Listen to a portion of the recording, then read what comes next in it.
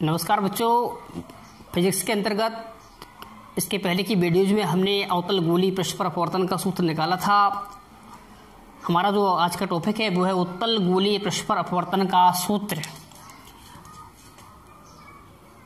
उत्तल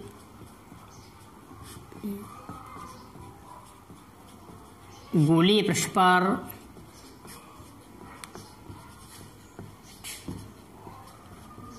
अपवर्तन का सूत्र।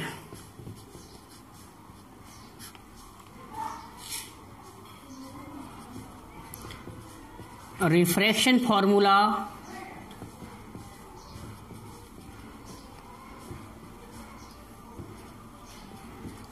एट ए कॉन्वेक्स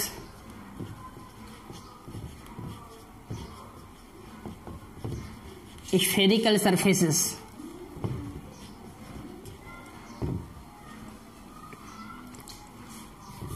देखिए, जिस प्रकार से अवतल गोलीय पृष्ठ पर अपवर्तन का सूत्र निकला था, जस्ट उसी प्रकार से उत्तल पर निकलेगा, लेकिन दोनों के डायग्राम में डिफरेंस है। और इसके लिए हम सबसे पहले डायग्राम बनाएंगे और डायग्राम की सहायता से इसको हम डेरिवेट करेंगे। तो हमने सबसे पहले एक उत्तल गोलीय पृष्ठ लिया,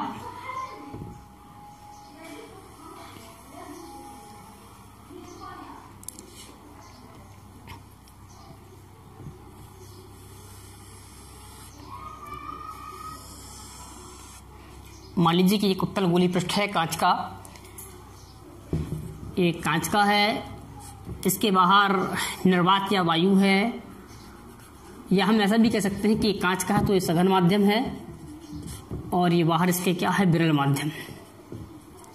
हमने विरल माध्यम का अपवर्तनांक n1 माना और सघन का हमने n2 मान लिया। ये इसकी मुखक्ष है,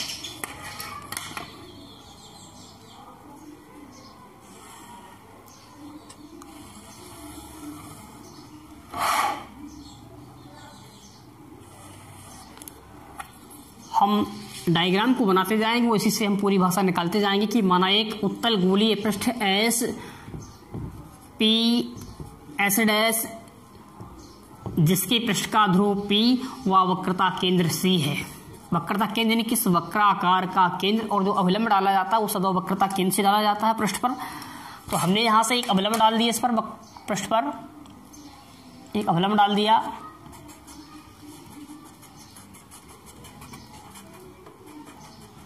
और अवलंब का हमने कोई एक नाम दे दिया, ये सी था, इसको हमने मान लीजिए कि हमने ए माना और इसको हमने एन माना, सी ए एन एक अवलंब हो गया। तो इसकी मुखक्ष पर एक वस्तु रखी है, यहाँ पर हमने एक वस्तु मानी जिससे चलने वाली प्रकाश की किरण पृष्ठ के बिंदु ए पर टकराती है। यहाँ से एक प्रकाश की किरण जाएगी और बिंदु ए पर टकराती है। जब प्रकाश किरण विरल माध्यम से सघन माध्यम में जाती है तो अभिलंब की ओर झुक जाती है, तो प्रकाश की किरण सीधी ना जाकर के इस अभिलंब की ओर झुक जाएगी। यहां से ये सीधी ना जाकर के अभिलंब की ओर झुक गई, और जो दूसरी किरण है वो मुखक्ष के समांतर सीधी निकल जाती है, पी और क्यू, ये सीधी निकल जाती है। हमने दोनों किरणों को पीछे की ओर बढ़ा दिया, इसको पीछे बढ़ाया, इसको पीछे बढ़ाया, दोनों किरणों को पीछे की ओर बढ़ा दिया हमने, इसको हमने पीछे की ओर बढ़ाया,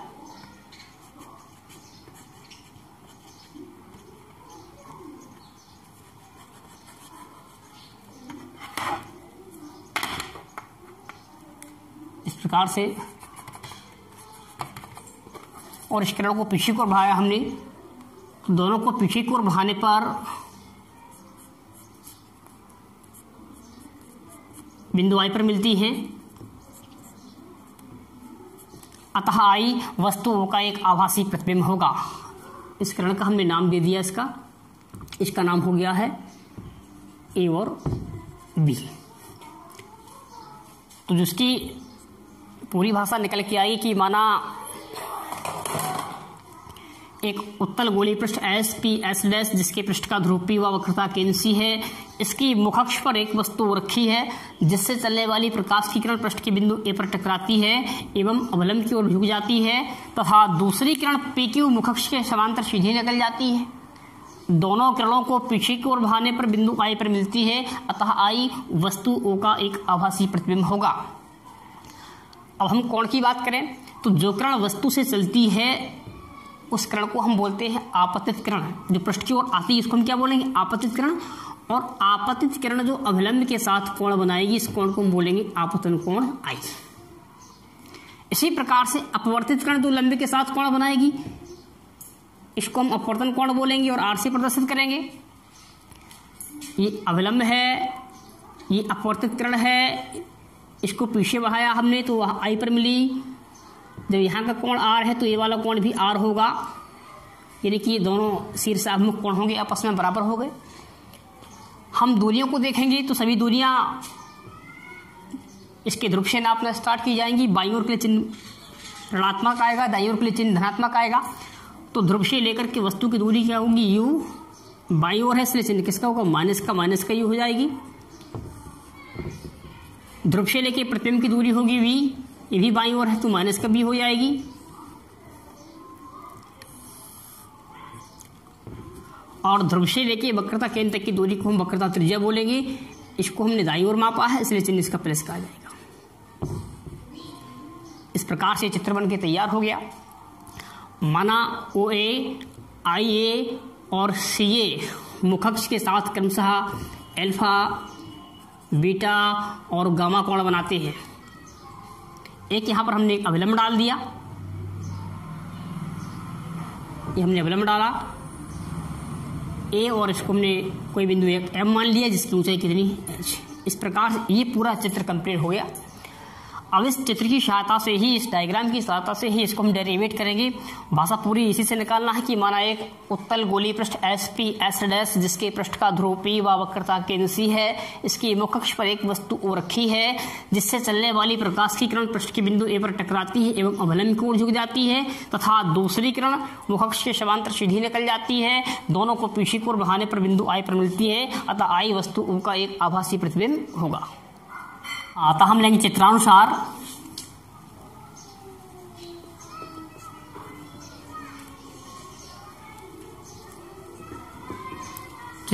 एक बार हम त्रिभुज लेंगे OAC में। त्रिभुज OAC में जो बहिष्कोण है, इस त्रिभुज में अल्फा है, एक कोण गामा है, जो इसका बहिष्कोण कितना I है तो बहिष्कोण का मान शेष दो अंतः कोणों के योग के बराबर होगा। बहिष्कोण तो होगा I बराबर हो जाएगा, होगा कि अल्फा प्लस का गामा। इसको समीकरण नंबर 1 बना दिया। इसी प्रकार त्रिभुज IAC लेंगे, त्रिभुज IAC। इसी प्रकार त्रिभुज IAC में जो बहिष्कोण बन रहा है, बहिष्कोण कितना है R, उस बहिष्कोण का मान शेष दो अंतः कोणों के योग के बराबर होगा, यानी कि जो R बराबर हो जाएगा वो होगा बीटा प्लस का गामा। इसको समीकरण नंबर हमने बना दिया 2। अब हम लेंगे स्नेल के नियम से। स्नेल के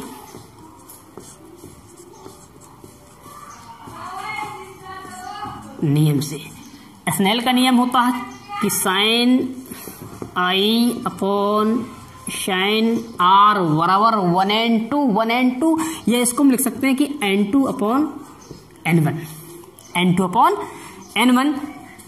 यदि पृष्ठ का द्वारक छोटा हो, पृष्ठ का व्यास छोटा हो तो कोण I और R भी कैसे होंगे? छोटे होंगे, यानी कि जो बिंदु आपका A होगा वो किसके समीप होगा? बिंदु P के समीप होगा। इस कंडीशन में I और R भी कैसे होंगे? छोटे होंगे। यदि इन्हें रेडियन में मापा जाए, यदि पृष्ठ का द्वारक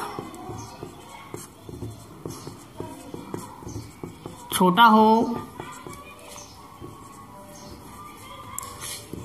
तो कोण I व R भी छोटे होंगे। यदि इन्हें रेडियन में मापा जाए, रेडियन में मापा तो क्या होगा? साइन I बराबर हो जाएगा I एवं साइन आर बराबर हो जाएगा आर। इसलिए हम साइन आई की जगह क्या रखेंगे, हम आई साइन आई की जगह कितना रखेंगे, आर बराबर कितना होगा कि n2 अपॉन n1। इसको हम मल्टीपल कर देंगे, इसलिए आपको होगा कि n1 इंटू आई इक्वल क्या होगा n2 इंटू आर। अब आई और आर की वैल्यू समीकरण नंबर हम 1 और 2 से ले लेंगे। समीकरण 1 व 2 से आई और आर की इसमें वैल्यू रखेंगे। आई तो यहाँ n1 और आई की वैल्यू कितनी है, आई की वैल्यू है आपके पास अल्फा प्लस का गामा, तो अल्फा प्लस का गामा इक्वल n2 हो जाएगा। और आर की वैल्यू कितनी है, आर की वैल्यू है बीटा प्लस का गामा, तो हमने यहाँ रखा है बीटा प्लस का गामा। अब इस n1 के अंदर मल्टीपल कर गुणा कर देंगे और n2 के अंदर गुणा कर देंगे।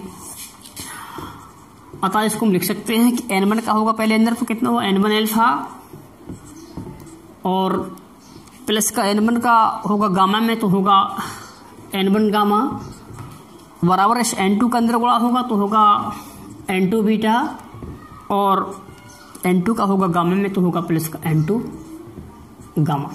देखिए इस गामा गामा वाले पद एक तरफ कर देंगे, तो हम इसको ऐसा भी लिख सकते हैं कि या हम इस n2 बीटा को उस तरफ लाएंगे तो किसका होगा माइनस का, तो माइनस का हो जाएगा n2 इंटू बीटा और प्लस का कितना बचेगा इधर n1 इंटू अल्फा।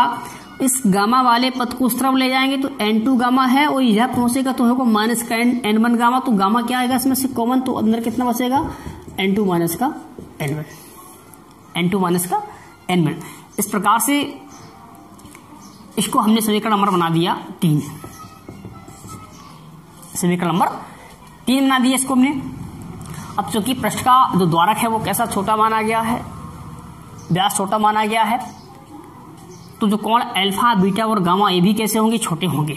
और बिंदु ए और बिंदु एम किसके समीप होगा, बिंदु पी के। तो चूंकि पृष्ठ का द्वारक छोटा माना गया है, अतः कोण अल्फा कोमा बीटा व गामा भी छोटे होंगे एवं बिंदु ए और बिंदु एम व बिंदु एम बिंदु पी के समीप होंगे। यानी कि यहां पर हम ए और एम है, इनके स्थान पर हम बिंदु पी ले सकते हैं। अतः इसी क्रम में अल्फा बराबर 10 अल्फा, बीटा बराबर 10 बीटा, गामा बराबर 10 गामा। अतः होगा अल्फा बराबर 10 अल्फा। अल्फा ए बन रहा है इस त्रिभुज, देखो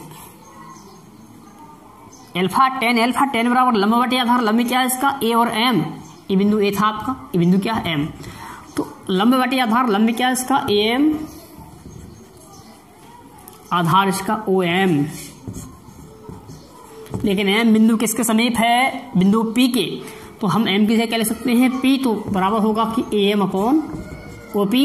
और ए एम की वैल्यू क्या है एच, तो एच और ओ पी की वैल्यू क्या है माइनस का यू, तो माइनस का यू।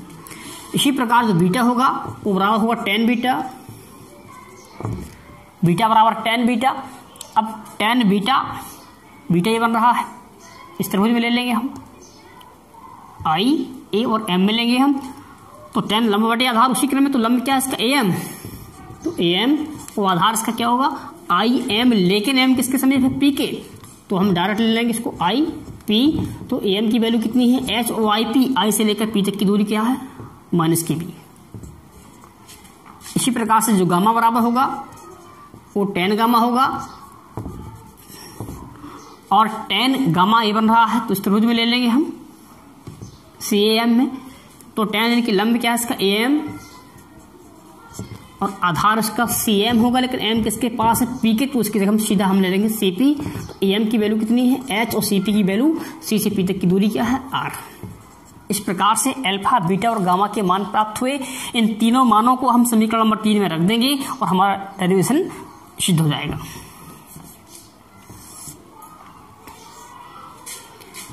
अल्फा कोमा बीटा तथा गामा के मान समीकरण 3 में रखने पर,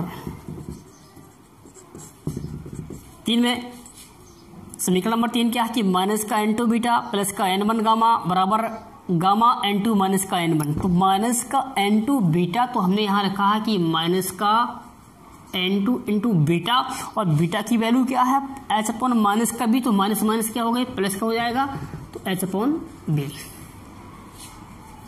प्लस n1 अल्फा, तो हमने प्लस n1 और अल्फा की वैल्यू क्या है, अल्फा की वैल्यू है h अपॉन माइनस का u, तो इंटू हमने h अपॉन माइनस का u लिखा, बराबर आपका है गामा, और गामा की वैल्यू क्या है h अपॉन r, तो हमने यहाँ लिखा है h अपॉन r लिखा, अंदर है n2 माइनस का n1। अच्छा, हमने इसमें से h ले लिया कॉमन, हमने इसमें से h कॉमन ले लिया, तो अंदर कितना बचेगा n2 अपॉन v, और यहाँ ये माइनस का हो जाएगा, तो माइनस का n1 अपॉन u, तो बराबर है h अपॉन r, अंदर कितना है n2 माइनस का n1, यहाँ h से h कैंसिल हो जाएगा, इसलिए आपको हो जाएगा कि n2 अपॉन v माइनस का n1 अपॉन u बराबर आपको होगा n2 माइनस का n1 अपॉन r। इस प्रकार से ये डेरिवेशन प्रूफ हो गया। अब देखिए इसमें n2 सघन माध्यम का पूर्णांक है, n1 विरल माध्यम का पूर्णांक है। यदि जो विरल माध्यम आपका निर्वात या वायु हो, तो निर्वात या वायु के लिए अपूर्णांक का मान 1 होता है। यदि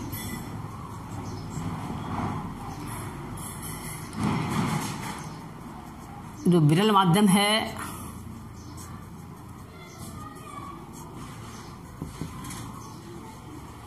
निर्वात या वायु हो,